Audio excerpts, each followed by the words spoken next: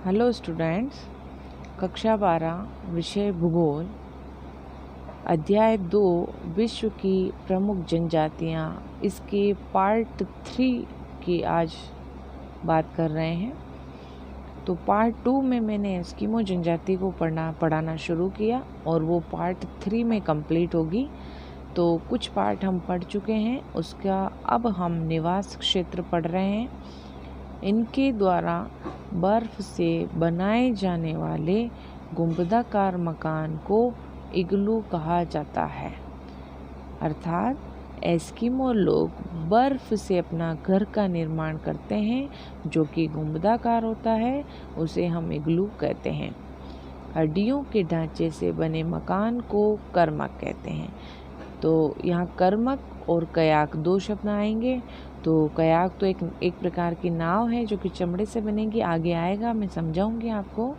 और कर्मक जो है हड्डियों से बना हुआ मकान है। सामाजिक व सांस्कृतिक स्वरूप, ये लोग छोटे छोटे समूह में रहते हैं। अर्थात ये एक साथ समाज इनकी एक साथ नहीं रहती है, छोटे छोटे समूह बनाकर ये लोग रहते हैं। इनका जीवन घुमक्कड़ है, यानी ये लोग एक स्थान से दूसरे स्थान पर घूमते रहते हैं। इनका समाज पितृवंशीय है, पिता को इन्होंने प्रमुखता दी है।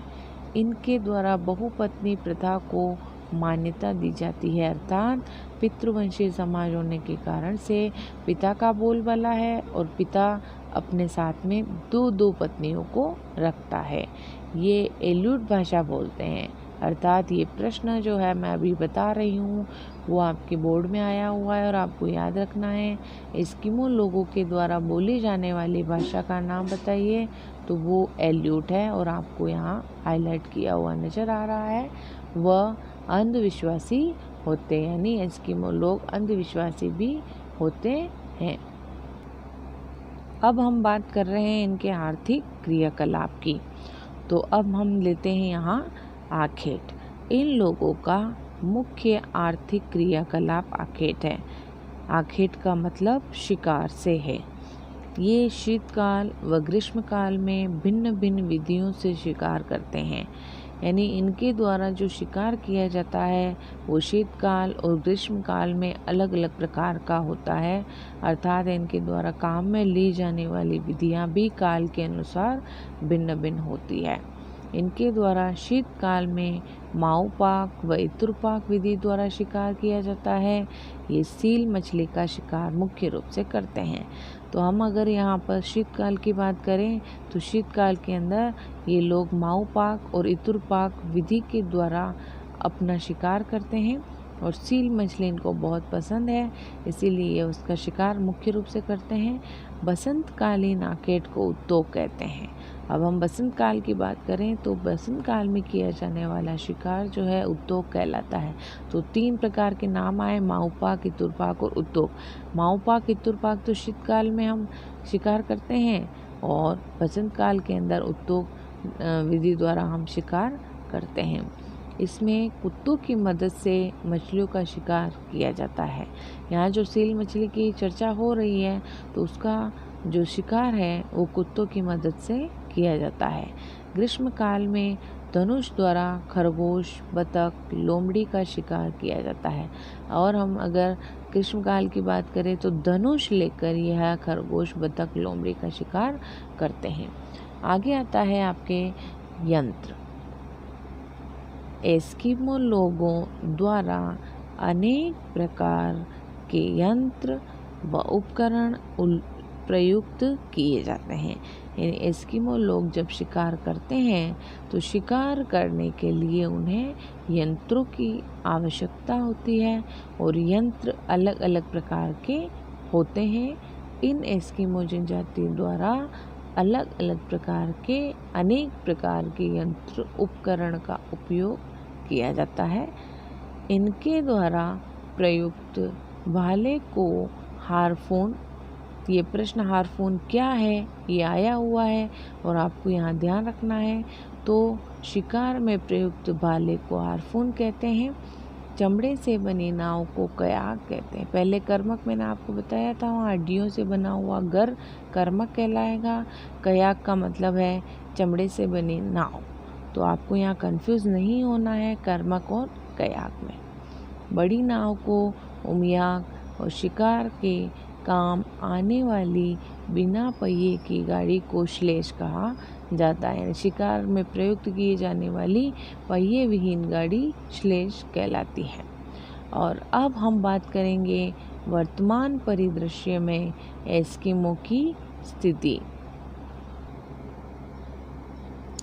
इस जनजाति का 1960 के पश्चात बाहरी लोगों से संपर्क बढ़ा है।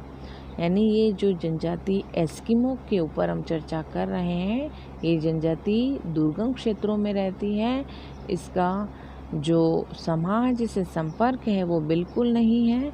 लेकिन 1960 के बाद की अगर हम बात करें तो ये लोग शहरी क्षेत्र के संपर्क में आए हैं, या हम कह सकते हैं बाहरी लोगों के संपर्क में आए हैं।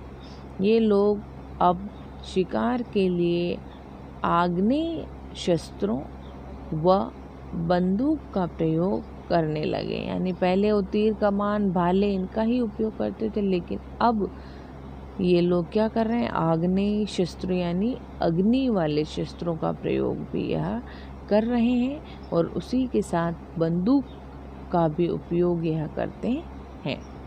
कयाक के स्थान पर कयाक, तो कयाक मैंने आपको यहाँ समझाया था अभी यंत्र उपकरण में कि कयाक क्या है। तो चमड़े से बनी नाव को हमने कयाक कहा है। तो कयाक के स्थान पर हमने क्या किया है, मोटर चालित नाव व स्लेज के स्थान पर स्नो स्कूटर का प्रयोग किया है। तो यहाँ पर क्या है कि कयाक के स्थान पर मोटर चालित नाव चल गई है, जो मोटर के द्वारा नाव चलती है, और स्लेज के स्थान पर स्नो स्कूटर। स्लेज क्या है, तो ये मैंने आपको अभी समझाया था, पहिए विहीन गाड़ी जिसका प्रयोग हम शिकार में करते हैं। तो स्लेज के स्थान पर अब स्नो स्कूटर यानी बर्फ़ में दौड़ने वाला स्कूटर चल गया है। तो मोटर चालित नाव और स्नो स्कूटर का उपयोग यहाँ पर अब किया जा रहा है। इनके द्वारा फर, समूर व मछलियों का व्यापार भी किया जाने लगा है। अमेरिकी सरकार द्वारा प्रदत्त सुविधाओं के कारण इनके भरण पोषण के स्तर में परिवर्तन आ रहा है। यानी एस्किमो अलास्का वाले क्षेत्र में है, तो अमेरिकी सरकार जो है इनको कुछ सहायता प्रदान कर रही है, तो इसीलिए अब इनका जो भरण पोषण है उस भरण पोषण के स्तर में परिवर्तन आ गया है, जिससे कनाडा व अलास्का में इनकी संख्या बढ़ रही है। जिससे अब ये अमेरिकी सरकार से प्रभावित होकर के ये क्या कर रहे हैं कि कनाडा और अलास्का वाले शहरी क्षेत्र की तरफ ये आकर्षित हो रहे हैं। तो वहाँ कनाडा में और अलास्का में इनकी संख्या में अब बढ़ोतरी हो रही है।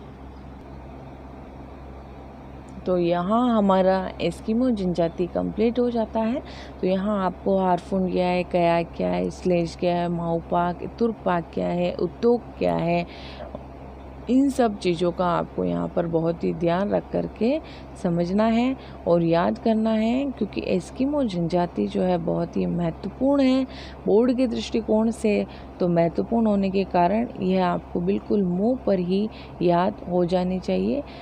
इसीलिए मैंने आपको यहाँ एक एक शब्द के ऊपर जोर देकर एक एक शब्द का अर्थ बता करके और मैंने आपको यहाँ पूरा वर्णन करके समझाया है। अब हम बात करते हैं यहाँ के अभ्यास प्रश्न की। लेकिन अभ्यास प्रश्न लेने से पहले मैं आपको यहाँ बता दूँ कि निवास क्षेत्र आखेट क्या है, निवास क्षेत्र क्या है, इनके आर्थिक क्रियाकलाप क्या है, समाज संस्कृति क्या है, और वर्तमान में इनका आधुनिकता से संपर्क कैसे हो रहा है, और ये कौन सी जगह पर किस प्रकार के पुराने अस्त्र शस्त्र की जगह पर अब कौन से नए नए प्रकार के अस्त्र शस्त्रों का प्रयोग कर रहे हैं। तो ये सारी चीज़ें जो हैं आपको अब याद करनी है। अब हम लेते हैं अभ्यास प्रश्न। तो प्रश्न है आपका यहाँ, एस्किमो जनजाति का वर्णन कीजिए। तो यहाँ आपको एस्किमो जनजाति को लेकर याद करना है।